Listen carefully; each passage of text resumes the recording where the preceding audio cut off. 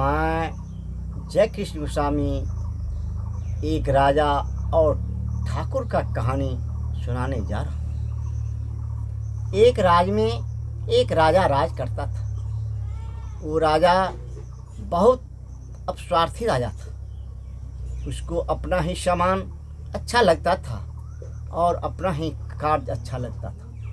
दूसरों का कार्य उसे अच्छा नहीं लगता था। दूसरे का खाया पिया रहन सहन उसे अच्छा नहीं लगता था। उसी राज में एक ठाकुर रहता था। उस ठाकुर के पास एक ही लड़का था। उसका लड़का बाहर कमाने के लिए चला गया। राजा ने वो बूढ़े ठाकुर से बहुत कामकाज करवाता था। काम करवाते करवाते वो ठाकुर बेचारा थक जाता था।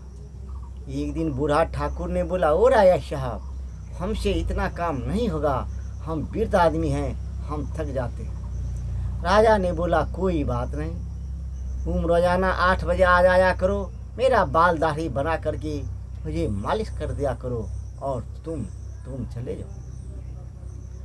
ठाकुर ने बोला, हो ये राजा साहब, आपका घर और मेरा घर 2 किलोमीटर की दूरी है, आते आते मैं परेशान हो जाता हूँ।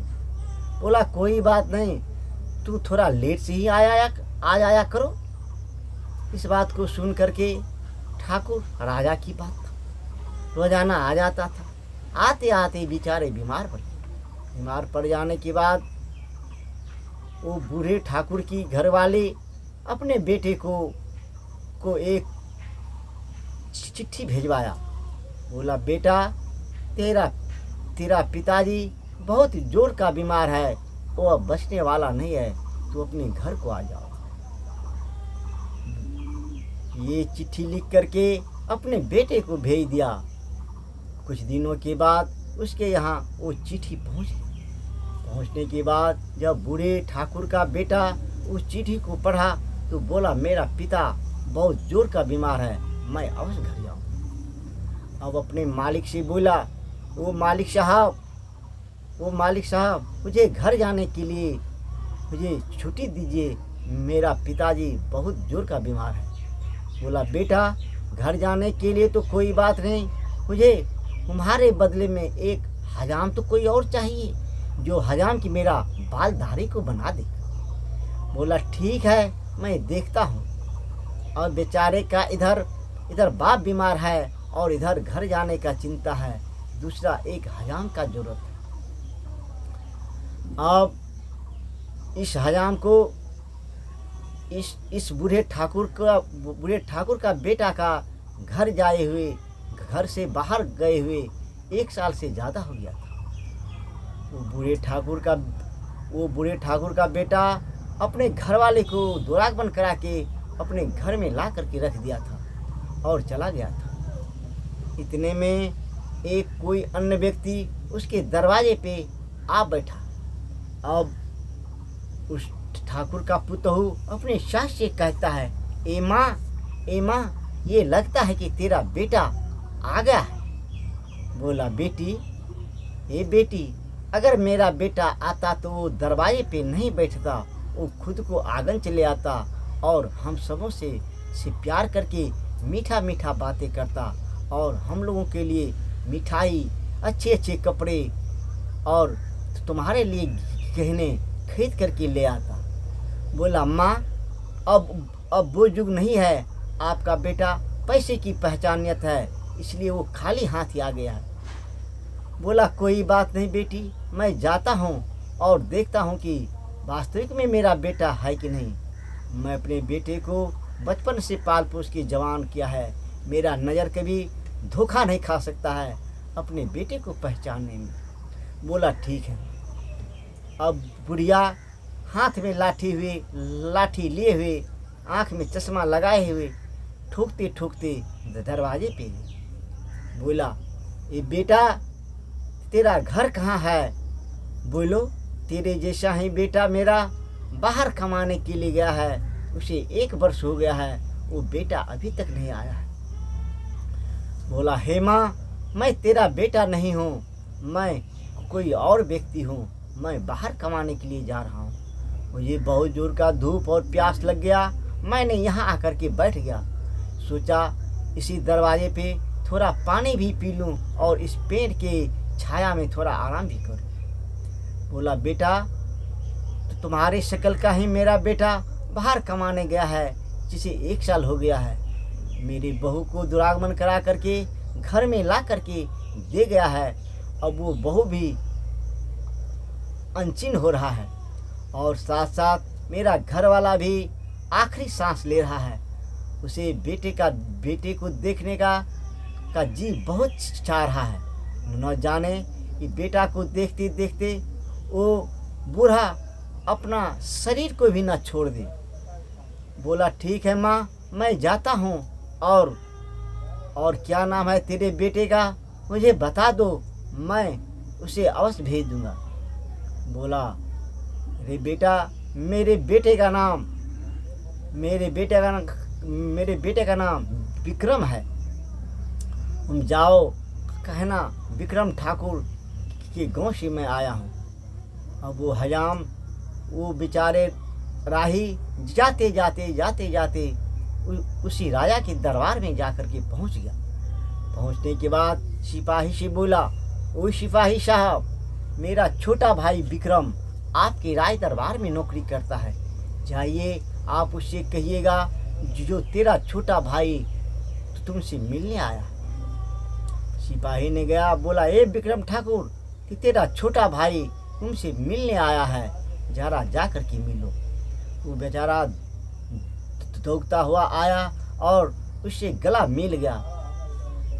बोला भाई, मैं तो तुझे पहचानता नहीं हूँ, लेकिन तू तो मेरे गांव का है। बोला हाँ भाई, मैं तेरे गांव का तो अवश्य हूँ, लेकिन मैं तेरा भाई नहीं।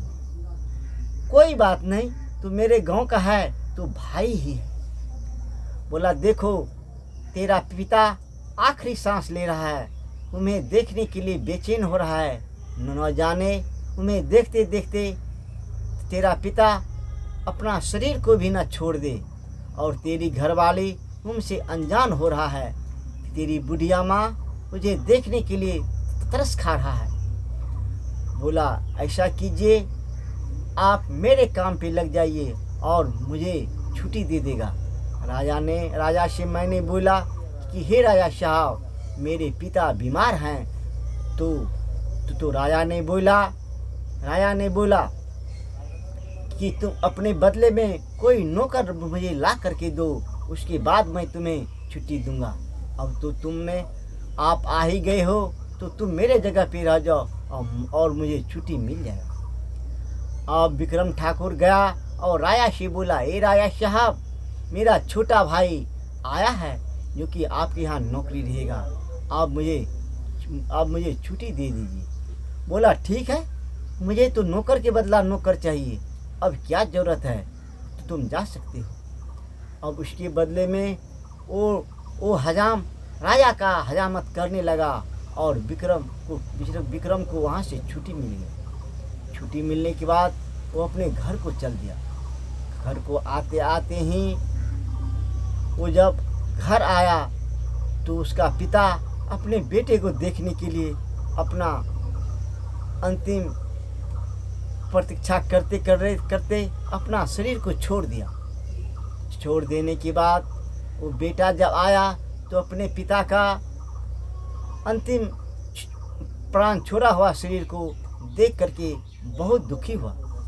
बहुत दुखी होने के बाद अपने माँ से समझाया, माँ कोई बात नहीं, इस दुनिया में जो कोई जन्म लेता है उसके लिए मृत्यु अनिवार्य है।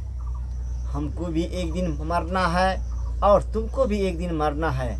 ये दुनिया में ऐसा ही होता है, एक दिन कभी जन्म लेता है तो बहुत खुशहाली होता है, जिस दिन मर जाता है उस दिन लोग बहुत दुखी होता है। बेटा अपने बाप को कंधे से लेकर के शमशान ले गया और बाप का अंतिम कर्म क्रिया करके लौट गया। अब उसका माँ ने बोला, बेटा अपने बाप का कर्म क्रिया करने के लिए घर में तो पैसा नहीं है, अन्न नहीं है। बोला माँ मैं थोड़ा पैसा तो लाया हूँ लेकिन इतने पैसे से नहीं हो सकता है। बोला ठीक है बेटा, तेरा बाप राजा के यहाँ नौकरी करता था, उस राजा से जाओ और कुछ मांग करके ले आओ। अब बूढ़े ठाकुर का बेटा राजा के यहाँ चला गया। बोला राजा साहब मुझे कुछ अन्न और पैसे चाहिए। अब राजा ने अपना पैर आगे कर दिया और अपना बहाना लगाने लगा। अब बूढ़े ठाकुर का बेटा राजा का पैर दबाने लगा। बोला रे तेरा बाप तो कितना अच्छा था लेकिन कैसे मर गया, जरा बताना। बोला क्या बताऊं राजा साहब, तुरंत बीमार पड़ा और मुझे चिट्ठी गया, जब तक मैं आया तब तक में मेरा पिता मर गया। ये पैर हो गया वो पैर दीजिए। दोनों पैर को बूढ़े ठाकुर का बेटा छू दिया। बोला राजा साहब ऐसे छठ बीमार पड़ा फट मर गया, इनमें क्या बात, ये पैर हो गया वो पैर दीजिए। अब बोलिए मेरे पिता के लिए अंतिम कर्म क्रिया के लिए अब आप क्या देते हैं। उन्होंने मुंशी से बोला इसे 50 रुपये दे दो। मुंशी ने उसके पुर्जे पे 50 रुपये लिख रहा था तो उस पे एक बूंद स्याही गिर गया, वो 500 बन गया। 500 बनने के बाद वो राजा को दिखाया। राजा को दिखाने के बाद राजा ने बोला अरे मैंने तुझे बोला कि 50 रुपये देने के लिए, तो तूने ये 500 रुपये क्यों लिख दिया। बोला सरकार मैंने तो 50 रुपये ही लिखा लेकिन कलम का एक बूंद स्याही गिर गया तो 500 रुपये हो गया। बोला चलो एक बूंद स्याही तेरा गिर गया तो एक सुन्ना मैं भी दे देता हूँ। अब वो 500 5000 बन गया। 5000 बनने के बाद खजांची को वो रसीद दिया। रसीद देने के बाद वो 5000 रुपये उन्हें दे दिया। 5000 रुपये देने के बाद आया और अपने पिता का अंतिम कर्म क्रिया अच्छे ढंग से किया और फिर राज दरबार में नौकरी करने लगा। अब ठाकुर और राजा की कहानी समाप्त हो गई।